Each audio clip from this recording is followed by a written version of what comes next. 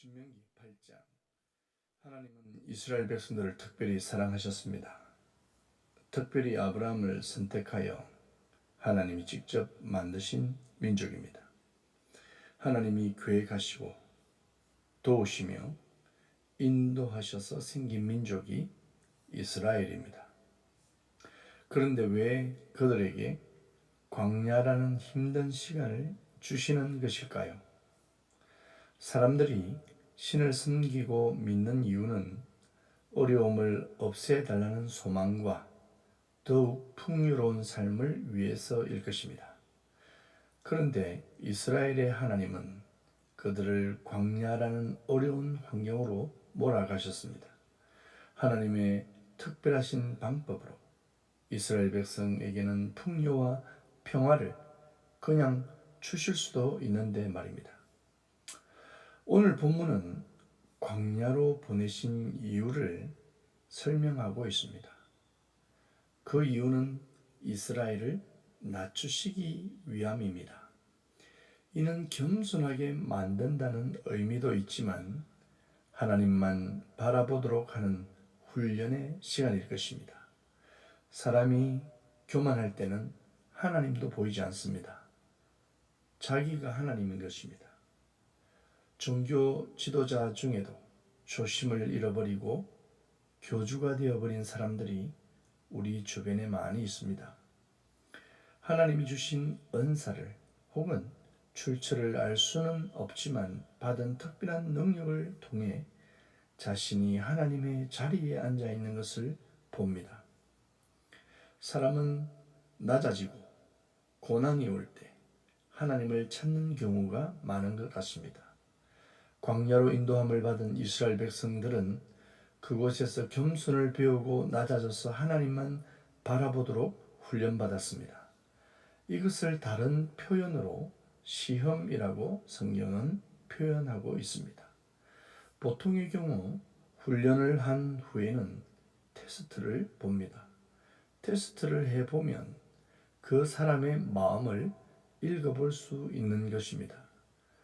따라서 하나님은 이스라엘 백성들을 시험해서 하나님의 말씀을 지키는지 그렇지 않은지를 알아보기 위해 광야로 갔던 것입니다.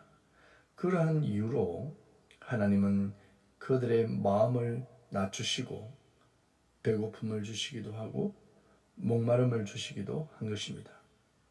한마디로 그 어떤 환경 속에서도 하나님을 잘 따르는지 그렇지 않은지를 알아보기 위해 광야로 간 것입니다.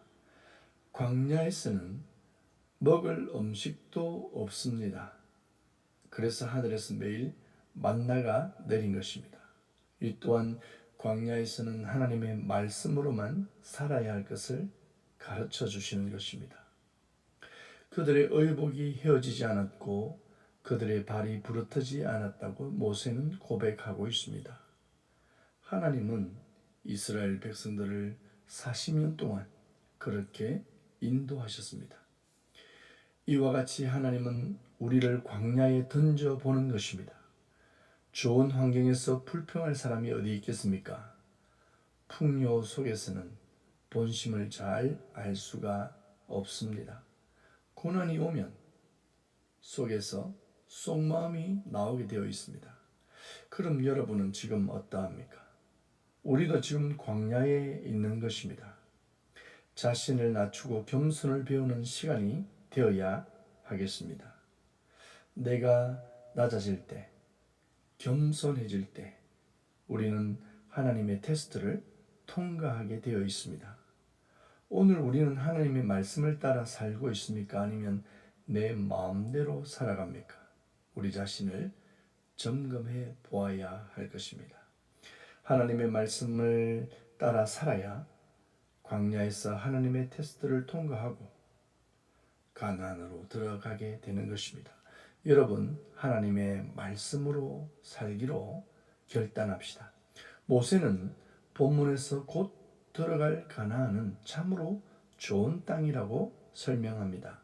그러나 문제는 이스라엘이 다시 마음이 높아져 교만하게 될까 봐 염려합니다.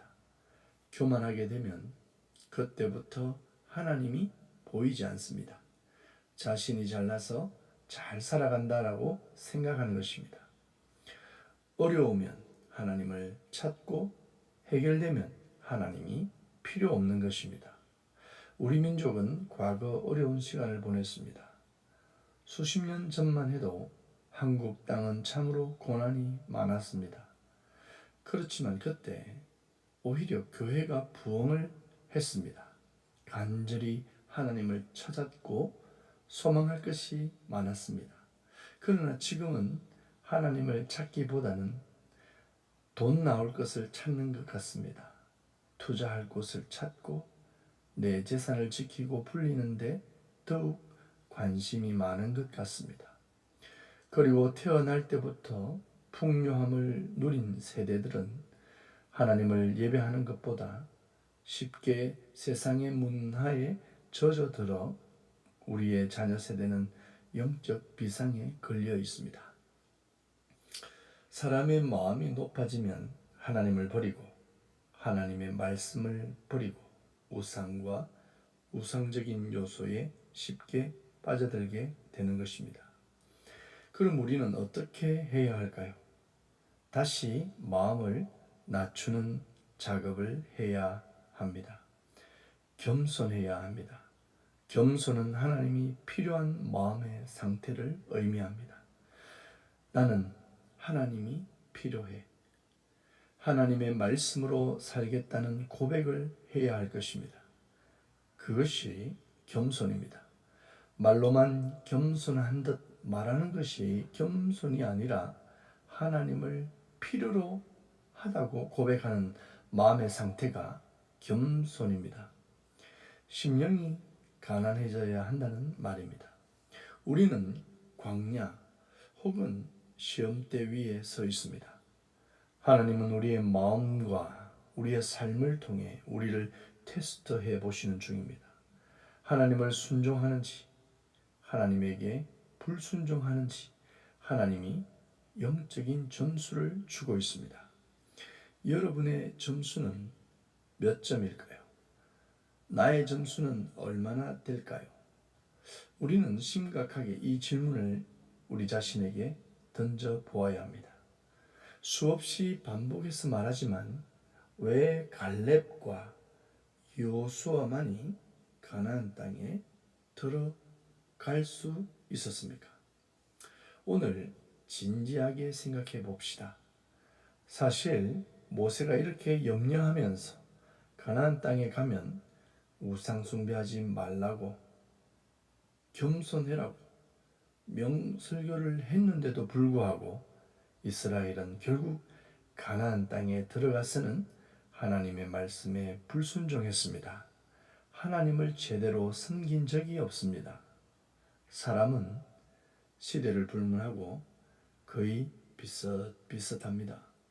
이들의 역사를 보고 나를 발견해야 합니다. 그들을 비난할 시간이 없습니다. 내가 변화되어야 하며 나의 자녀가 변화되어야 하겠습니다. 우리 가정이 변하고 우리 교회가 변해야 하겠습니다. 오늘 또한 우리는 광야를 살아가고 있습니다. 나는 이 광야를 하나님의 은혜로 살고 있다라는 고백을 하시기 바랍니다. 따라서 하나님의 말씀만 순종하며 살 것이라는 다짐과 결단을 하시기 바랍니다. 그리고 날마다 승리하는 여러분이 되시길 축복합니다. 우리 모두 저 높은 곳을 향하여 날마다 나아갑시다. 샬롬.